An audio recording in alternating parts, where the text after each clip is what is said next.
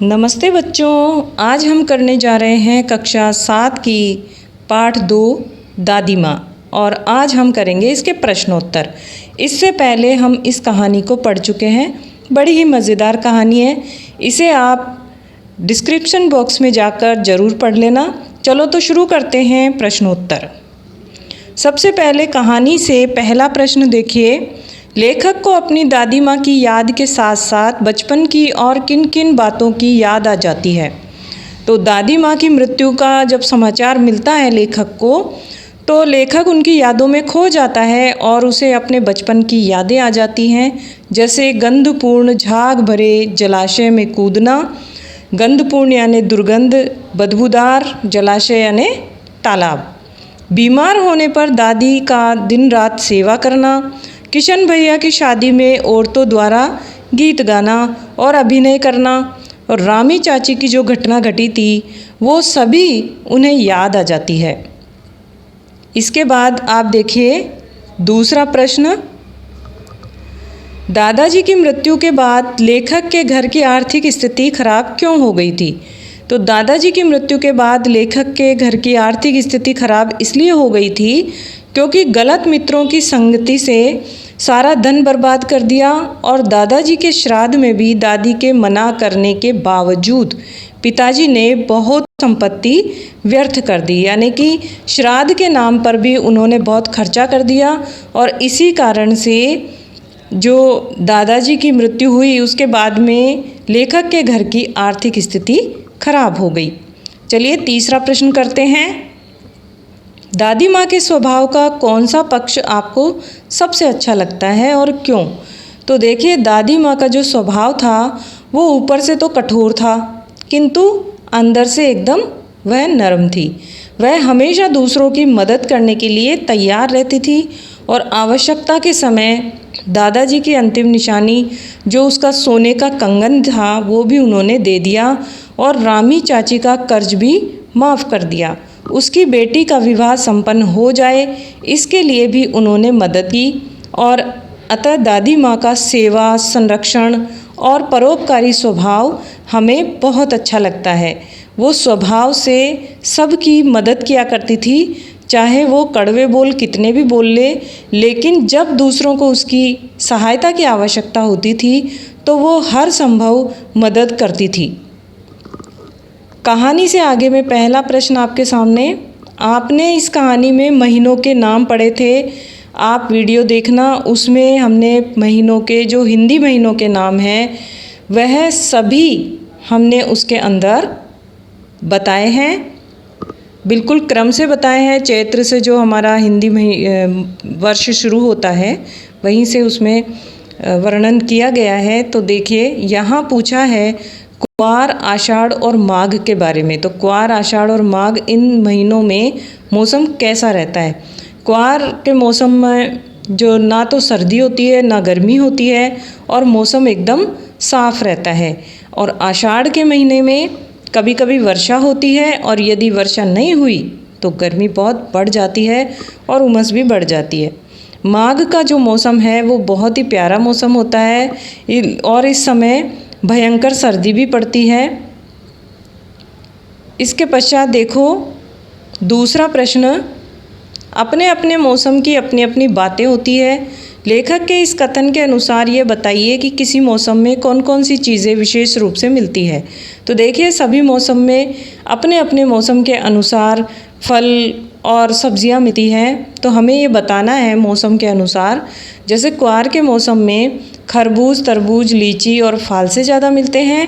और आषाढ़ के मौसम में आम, जामुन और खीरे मिलते हैं। माघ के मौसम में केले, अमरूद, अंगूर, सेब और गुड़ जैसी चीज़ें मिलती हैं। और यदि सब्जियों में देखें तो बथुआ, गाजर, मटर, सरसों, फूल गोभी, मूली, पालक सभी कुछ हमें माघ के मौसम में देखने को मिल जाते हैं, क्योंकि उस समय सर्दी का मौसम होता है। आगे देखो अनुमान और कल्पना वाले जो प्रश्न हैं वे हमें अपने मन से लिखने होते हैं। देखिए अनुमान लगाइए कि किन किन पारिवारिक परिस्थितियों में गांव के लोगों को ऋण लेना पड़ता होगा। ऋण यानी कर्ज लेना पड़ता होगा और यह उन्हें कहाँ से मिलता होगा। इसमें देखिए कई जगहों से उनको ऋण मिलता है। जैसे गांव के लोग लेते हैं शादी विवाह में, मकान बनवाने में, बच्चों की फ़ीस में, पशु खरीदने में और फसलों के लिए। और सबसे मुख्य बात यह है कि गाँवों में अंतिम संस्कार की प्रथा बहुत ही प्रबल है और इस समय चाहे कर्ज भी लेना पड़े, हर व्यक्ति संभव कोशिश करता है अधिक से अधिक खर्च करने की। तो ये सारे जो मौके हैं, इन मौक़ों पर वह ऋण लेता है, कर्ज लेता है और यह ऋण उन्हें साहूकारों से तो मिलता ही है, साथ में शादी, मकान और पशु खरीदने के लिए और फसल के लिए तो सहकारी बैंक, सरकार के विभाग और डाकघर से भी इन्हें ऋण मिलता है। अंतिम संस्कार के लिए नहीं मिलता तो उन्हें साहूकारों वगैरह से ऋण लेना पड़ता है, जो कि चुकाना उनके लिए कभी कभी असंभव भी बन जाता है। दूसरा प्रश्न देखिए कि घर पर होने वाले उत्सवों और समारोहों में बच्चे क्या क्या करते हैं, अपने और अपने मित्रों के अनुभव के आधार पर लिखिए। तो आपके भी घर में त्यौहार मनाए जाते हैं, उत्सव मनाए जाते हैं, तो उन्हीं मौक़ों के ऊपर आप लोग क्या क्या करते हैं, कितनी मौज मस्ती करते हैं, कैसे करते हैं, वही सब आपको इस प्रश्न के उत्तर में देना है, जो आप अपने मन से देंगे। भाषा की बात देखते हैं। नीचे दी गई पंक्तियों पर ध्यान दीजिए। इन पर ज़रा सी कठिनाई पढ़ते अनमना सा हो जाता है सन से सफ़ेद। इसमें देखिए एक ज़रा सी, अनमना सा, सन से, इस प्रकार के शब्द आए हैं। तो जहाँ सा, सी से इस प्रकार के प्रयोग होते हैं, वहाँ समानता दिखाने वाले ये शब्द होते हैं और ऐसे ही समानता दिखाने वाले शब्द हमें लिखने हैं। 5 शब्द लिखने हैं। आप और भी ज़्यादा लिखने का प्रयास करना। जैसे फूल सी कोमल, यानी कि फूल के समान कोमल। इसमें आपको वाक्य में प्रयोग भी करना है। वह बच्ची फूल सी कोमल है, इस प्रकार आप वाक्य में प्रयोग कर सकते हैं। मिश्री सी मीठी, समुद्र सा विशाल, शहद सा मीठा, गेंद सा गोल और रुई से सफ़ेद। यहाँ सभी को समुद्र, मिश्री, शहद, गेंद, इनकी विशेषता के अनुसार इनकी समानता दिखाई गई है। तो आप इन्हें वाक्य में प्रयोग कीजिए। इसके बाद दूसरा प्रश्न हमारे सामने, कहानी में छू छू कर, पूछ पूछ कर घर वालों को परेशान कर देता जैसे वाक्य आए हैं। किसी क्रिया को जोर देकर कहने के लिए एक से अधिक बार एक ही शब्द का प्रयोग होता है। जैसे वहाँ जा जाकर थक गया, उन्हें ढूंढ ढूंढ कर देख लिया। इस प्रकार के 5 वाक्य और बनाने हैं। देखिए, जब भी हम कोई काम करते हैं और उस काम पर हमें बहुत जोर देना होता है, हमारी काम को विशेष बनाना होता है, तो हम इस प्रकार के शब्दों का प्रयोग करते हैं। जैसे कि दूर दूर सन्नाटा, दूर दूर तक सन्नाटा था। माँ बच्चे पर ज़ोर ज़ोर से चिल्ला रही थी। मतलब माँ चिल्ला रही थी, लेकिन कैसे चिल्ला रही थी? ज़ोर ज़ोर से। बच्चे बार बार मना करने पर भी शैतानी कर रहे थे।